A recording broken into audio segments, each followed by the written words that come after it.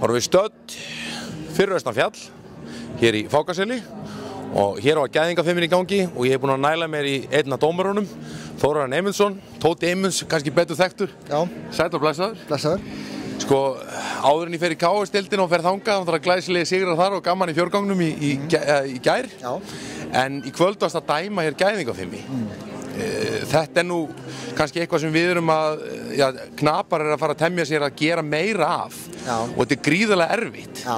Hvernig að sitja sem dómari og dæma þetta? Það í senn mjög gaman en líka mjög krefjandi og svona reynir á.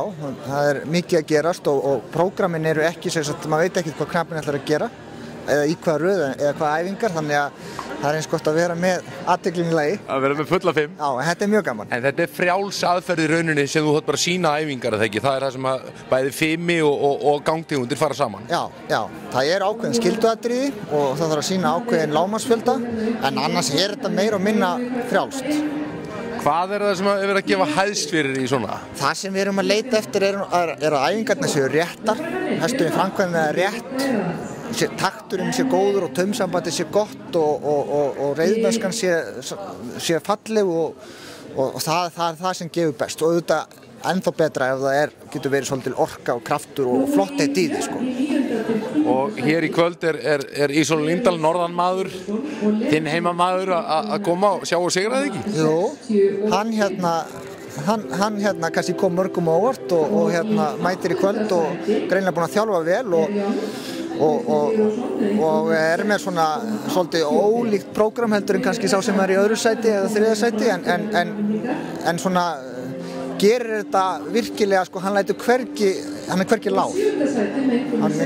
Hann gerir allt sem hann gerir gott, þannig að ég held að það skila honum mjög langt í kvöld. Ég fór með honum í göngur í fyrra og ég sá hann var að æfa þetta þar. Var það var í Víðidalnum. Þegar hausinn á honum fór fram og niður. Já, þar stóð hann sér vel, stóð sér best þar. En snúum okkur að þessa KS-deildinni sem fór fram. Fjórgangur, Rýmnislið, þú ert liðsmaður þar. Já, ég liðstjóri það. Þið sigruðuð. Já. Ykkar maður kom með hestinn sem vann fjórgangin hér. Já.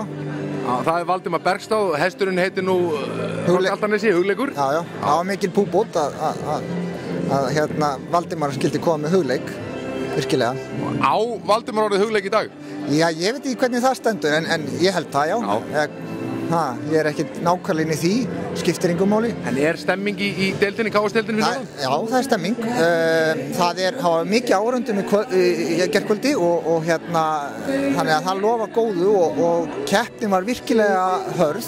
Þetta hefur aldrei verið eins góður fjórgangur þarna eins og var núna. Þarna voru, leið mér að segja, 3 hestar alveg bara svona topp fjórgangsefni bara á heimsmælikvarða.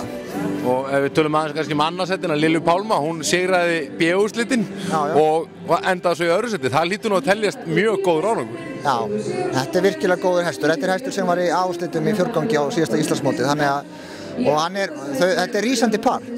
Já, hún hlýtur að vera að rísa allt svaðalega núna því að hún nú ekki búin að vera lengi að keppa svona mikið eins og hún búin að vera núna undanfarið. Nei, hún að öðlast reynslu og komin í lið þarna með sem að held ég að passi mjög vel saman, sko. Já. Það eru þarna 3 svona passlega kæruleysir náungar með Lilju Pálma og ég held að það passi mjög vel saman. Já, hún skipulega típan þá í liðinu?